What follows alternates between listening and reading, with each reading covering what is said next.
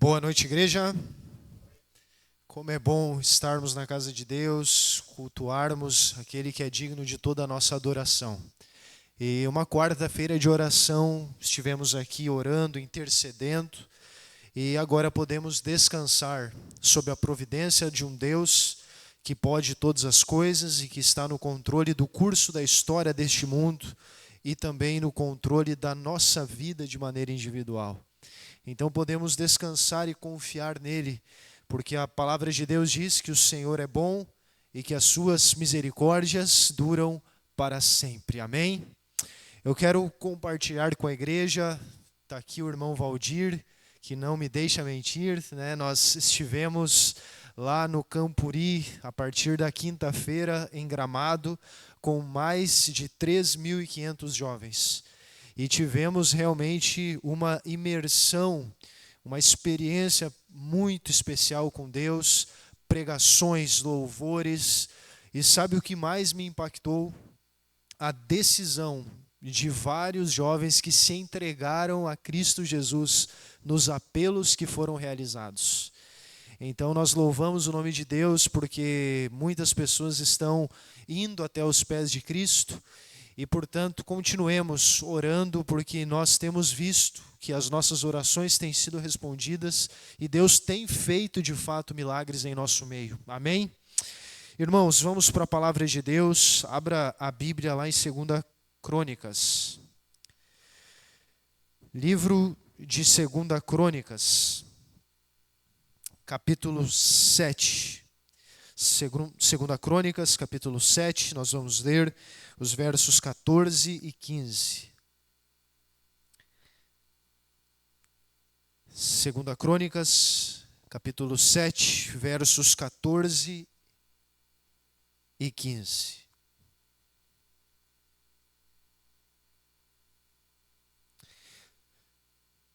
Se você encontrou, diga amém.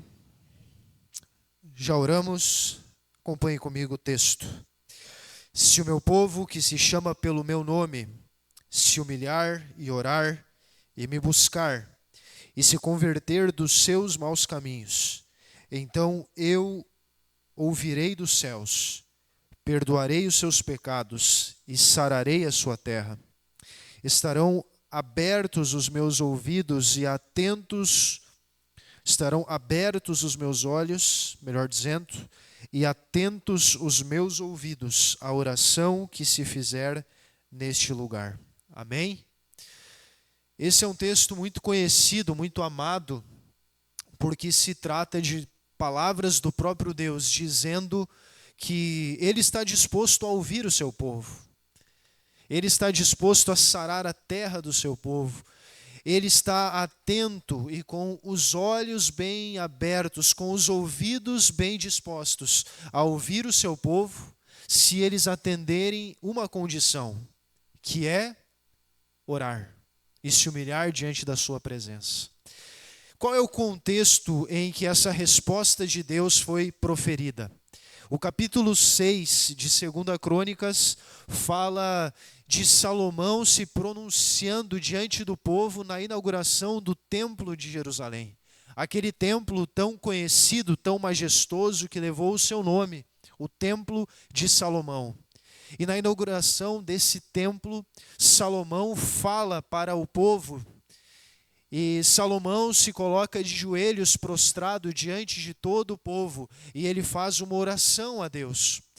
Nós não temos tempo de ler toda a oração que está no capítulo 6, mas você pode ler comigo 2 versículos que estão no verso 19 e 20. Olha que relação direta com as palavras de Deus no capítulo 7, verso 14. Versos 19 e 20, palavras da oração de Salomão dizendo: Atenta, pois, para a oração do teu servo e para a sua súplica, ó Senhor meu Deus, para ouvires o clamor e a oração que faz o teu servo diante de ti, para que os teus olhos estejam abertos dia e noite sobre esta casa, sobre este lugar, do qual disseste que o teu nome estaria ali, para ouvires a oração que o teu servo fizer neste lugar. Amém? Então, em resposta à oração de Salomão, a Bíblia vai dizer que à noite Deus vem e responde o seu servo. E as palavras de Deus foram as palavras que nós lemos. E eu quero examinar palavra por palavra do que nós vimos na resposta divina ao seu servo Salomão. Primeira palavra que é mencionada é a palavra se humilhar. Deus começa falando: se o meu povo que se chama pelo meu nome, se o meu povo santo separado se humilhar. Eu quero destacar, irmãos, o significado da palavra humilhar. Humilhar significa submeter-se.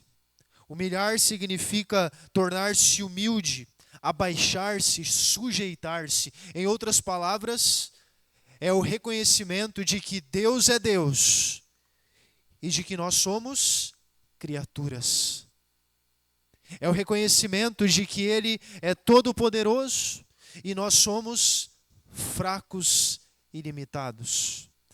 É impossível se aproximar de Deus com um espírito altivo, com um coração orgulhoso. Para nos aproximarmos de Deus, nós precisamos nos humilhar diante da sua santa e soberana presença. Quando eu lembro, por exemplo, de Isaías, no capítulo 6, quando ele contempla o trono de Deus, ele declara: Senhor, tem misericórdia de mim, porque eu sou um homem de lábios impuros e habito no meio de um povo de impuros lábios. Ele reconhece que era pecador. Irmãos, quando vamos à presença de Deus, nós precisamos nos humilhar, porque diante da sua glória, diante da sua santidade, nós merecemos uma única coisa: a morte. Mas louvado seja o nome de Deus, porque por sua graça, por sua bondade e misericórdia, Ele nos acolhe e nos recebe de braços abertos. Você tem compreensão do que é isso? O santo, eterno e soberano Deus, Ele habita com homens pecadores e falhos, assim como eu e assim como você. E isso é maravilhoso. Eu quero destacar um texto, você não precisa abrir, eu vou apenas citar. Miqueias capítulo 6, verso 8. Ele te declarou, ó homem, o que é bom e o que o Senhor pede de ti, que pratiques a justiça, que ames a misericórdia e que faças o que mais? Que andes humildemente com o teu Deus. Outro texto, Mateus 23, 12. Pois todo aquele que a si mesmo se exaltar será humilhado. E todo aquele que a si mesmo se humilhar, será exaltado. Deus é aquele que é especialista em exaltar os humilhados e em humilhar aqueles que se exaltam e que andam de maneira orgulhosa e altiva. É por isso que diante de Deus nós devemos nos humilhar. Essa é a primeira palavra que Deus Ele responde para Salomão.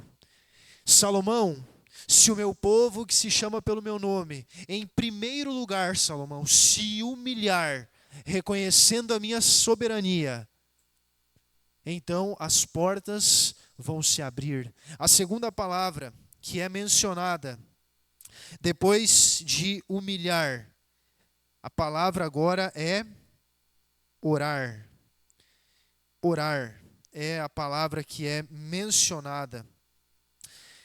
Orar é um sinal de dependência. Orar é um sinal de que nós reconhecemos de fato que precisamos do nosso Deus. A oração abre as portas. Você já parou para pensar que Deus está à distância de uma oração? Você já parou para pensar que quando o véu do santuário se rasga de alto a baixo, ali Deus estava sinalizando para nós que não haveriam mais intermediários humanos, apenas Cristo e por meio do seu sangue nós podemos ter acesso ao trono de glória, onde o Deus soberano habita? Se eu perguntar para você, você ora? Todos aqui vão responder sim, nós oramos. Mas se eu fizer uma pergunta um pouquinho diferente, se eu perguntar, você vive uma vida de oração? Quantos poderão declarar, sim, eu vivo uma vida de oração? Paulo orienta, orai apenas em alguns momentos, é isso? Orai sem cessar. A oração deve fazer parte da vida do cristão. É orando em todo o tempo. É a todo momento buscando a presença do Senhor. Uma coisa fantástica que Deus nos concedeu é a capacidade de conseguir, enquanto realizamos atividades cotidianas, estar com os nossos pensamentos voltados para a comunhão com o nosso Deus. É estar trabalhando em comunhão com Deus. É estar com a família em comunhão com Deus. É estar me alimentando em comunhão com Deus. Quer ver uma coisa que muitas vezes a gente não para pensar? É estar jogando futebol em comunhão com Deus. Porque muitas vezes as pessoas perdem o controle quando estão praticando um esporte, justamente porque naquele momento elas deixam de estar ligadas com Deus, elas deixam a comunhão com Deus. Então eu preciso estar ligado a Ele ininterruptamente, a todo tempo, porque essa é a única segurança que nós temos para não pecar. É estar ligado a Ele. E ligado a Ele, nós somos habilitados pelo poder do Espírito Santo a viver em harmonia com a sua santa e boa vontade. Para aqueles que estavam na quarta-feira passada, nós falamos justamente que o Espírito de Deus, Ele vem sobre nós e Ele nos capacita a obedecer à santa lei de Deus. E para isso nós precisamos buscar, nós precisamos estar em comunhão com Ele. Eu quero destacar Efésios capítulo 6, verso 18. Vou te convidar a ir comigo até esse texto. Deixe marcado 2 Crônicas e vá comigo até Efésios capítulo 6, verso 18.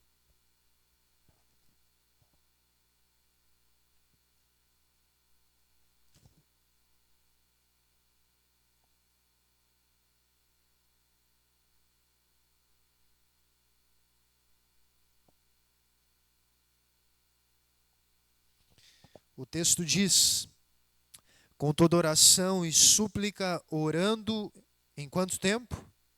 Em todo tempo. De que maneira? No Espírito. E para isto vigiando com toda perseverança e súplica por todos os santos. Amém? Deus, respondendo o seu servo Salomão, declara: se o meu povo, que se chama pelo meu nome, fizer o que em primeiro lugar?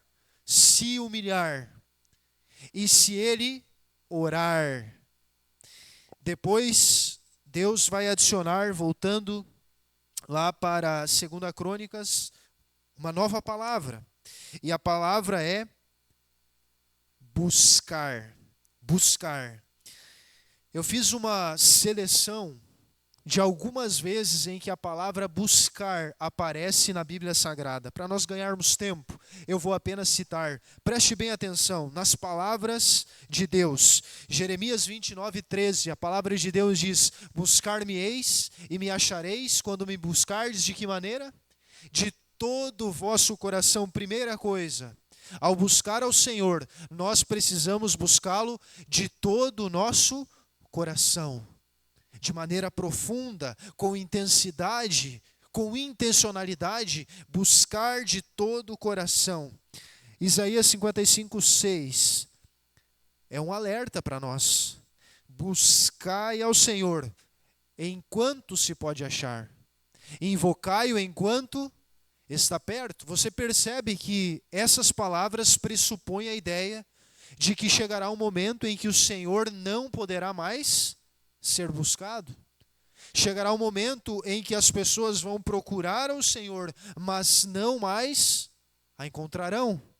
Então, o momento de buscar ao Senhor é o tempo que se chama hoje e agora. Nunca é prudente deixar a salvação para depois. Nunca é prudente deixar para abandonar pecados depois. O tempo de buscar ao Senhor é hoje e é agora. E eu quero destacar ainda um texto que está lá em Mateus 6,33, que todos nós conhecemos. Buscai, o que o texto diz? Em primeiro lugar o reino de Deus e a sua justiça, e as demais coisas os serão acrescentadas. Então, quando Deus fala que nós devemos buscá-lo, é buscar de que maneira? De todo o coração. Enquanto se pode achar e em primeiro lugar. Se nós entendermos isso, irmãos, nós estaremos fazendo aquilo que Deus estabeleceu como condição para que Ele derrame a sua promessa gloriosa sobre o seu povo. Depois o texto continua: se o meu povo que se chama pelo meu nome, se ele se humilhar, se ele orar, se ele me buscar e se ele fizer o que mais? Se ele se converter. Você sabe que a palavra conversão é uma palavra muito presente em toda a Bíblia, no Antigo e no Novo Testamento. E a palavra conversão, ela tem um sentido que é mudança de direção, mudança de comportamento, mudança de mente, mudança de atitude, pressupõe uma mudança de direção. Eu estou indo numa direção e eu faço uma conversão. Eu mudo de direção, eu mudo os meus comportamentos. Então é preciso se humilhar, reconhecendo que nós somos pecadores e que Deus é Deus. É preciso orar, confessando os nossos pecados. É preciso buscar ao Senhor de todo o coração enquanto se pode achar. E em primeiro lugar, e é preciso se converter. Conversão, irmãos, implica abandono do pecado. E aqui eu faço um apelo ao seu coração. E esse apelo é para mim também. Nós não podemos brincar com o pecado. Nós não podemos desculpar o pecado. Provérbios 29:13 declara: aquele que confessa e deixa os seus pecados, achará o quê? Misericórdia. Qual é o pecado que nós precisamos abandonar? Qual é o pecado que temos acariciado e que ainda resistimos ao apelo do Espírito Santo? A palavra de Deus declara nesta noite, Hebreus 3,15, assim diz o Espírito Santo: se hoje ouvirdes a sua voz, não endureçais os vossos corações. Hoje é o tempo de abandonar o pecado. Hoje é o tempo de clamar ao Senhor que nós passemos por uma conversão genuína, deixando tudo aquilo que nos atrapalha de estar plenamente na presença do nosso Deus, para que experimentemos a promessa dele sendo concretizada em nossa vida. Quero destacar Isaías 55:7, que declara: deixe o perverso seu caminho, deixe o iníquo os seus pensamentos maus e converta-se ao Senhor.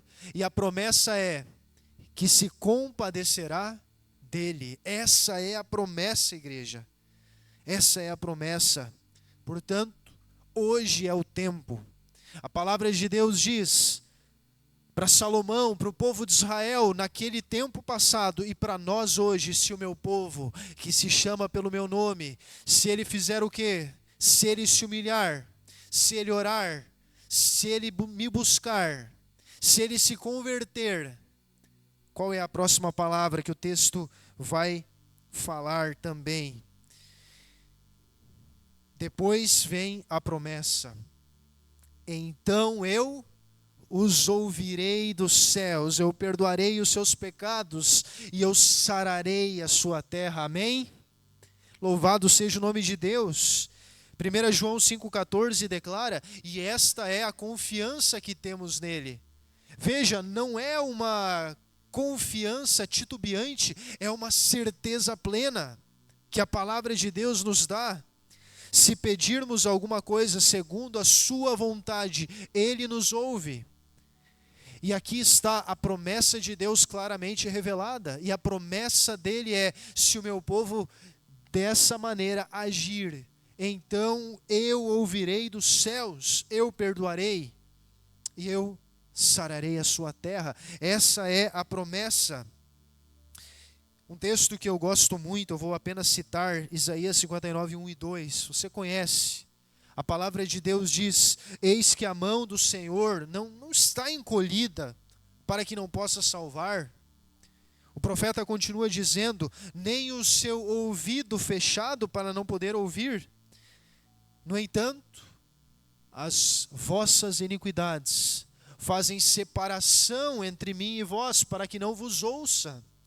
Então, se nós confessarmos os nossos pecados, 1 João 1, verso 9, Ele é fiel e justo para nos perdoar os pecados, para nos purificar de quantas injustiças? De toda injustiça. Irmãos, nós precisamos reivindicar a promessa da palavra de Deus. Se confessar, Ele é fiel e justo. Se confessar, Ele disse: eu vou fazer o quê? Eu vou ouvir dos céus. Eu vou perdoar os seus pecados. Eu vou sarar a sua terra. Essa é a promessa de Deus. E eu quero destacar o que Deus promete, que é sarar a terra. Veja, no contexto literal imediato, sarar a terra foi declarado num contexto de um povo que viesse a se afastar do Senhor, que transgredisse a sua aliança e por conta da sua transgressão tivesse que arcar com as maldições da quebra da aliança. Então Deus enviaria essas maldições não para destruir o seu povo, mas para que o seu povo fizesse o que, igreja? Se voltasse para o Senhor. Então Deus enviaria pragas, seca e até mesmo o exílio, para que o povo se voltasse. Então, se esse povo lá no cativeiro se lembrasse do Senhor, a promessa era: eu vou sarar a terra, eu vou restaurar vocês na sua própria terra, eu vou levar vocês de onde vocês estiverem espalhados em nações estrangeiras, eu vou trazê-los de volta para que vocês habitem na terra de vocês. Vocês não serão mais oprimidos pelos seus inimigos, vocês não terão mais que lidar com as pragas nas suas lavouras, vocês não terão mais que lidar com a doença em seus rebanhos. Eu vou sarar completamente a terra de vocês. Eu vou derramar sobre vocês as bênçãos da aliança. Então vocês conseguem entender a profundidade, a beleza da promessa do Senhor, de um Deus misericordioso que fala para o seu povo: se vocês se desviarem, quando vocês se desviarem, se assim como o filho pródigo, em meio à lama do pecado, em meio aos porcos, vocês se lembrarem da casa do Pai, e vocês quiserem voltar, eu estarei de braços abertos para os receber e para os restituir a condição de filhos e herdeiros da promessa da vida eterna. Que promessa gloriosa, irmãos, que promessa maravilhosa. Eu quero encerrar destacando a citação da serva do Senhor no livro Testemunhos para a Igreja, volume 8, página 104. Preste bem atenção. Abre aspas. Quando o povo de Deus se humilhar diante dele, buscar a sua face, haverá um reavivamento e uma reforma genuína, e ele operará poderosamente em favor do seu povo. Amém? Deus quer operar em nosso meio um reavivamento espiritual. E para isso, que individualmente nós passemos por uma conversão e por uma consagração individual. E grandes coisas fará o Senhor em nosso meio. O apelo de Deus para você, para mim hoje, é que nós façamos essas coisas que a palavra de Deus declara. Primeira coisa, se humilhar diante da presença de Deus. Segundo, orar ao Senhor, viver uma vida de oração. Buscar ao Senhor de todo o coração enquanto se pode achar. E em primeiro lugar, e que nós também nos convertamos para que o Senhor ouça as nossas orações e sare a nossa terra. Amém? Quantos têm esse desejo nesta noite? Posso ver as mãos? Se coloquem em pé, louvado seja Deus pela sua decisão. Vamos encerrar cantando ao nosso Deus.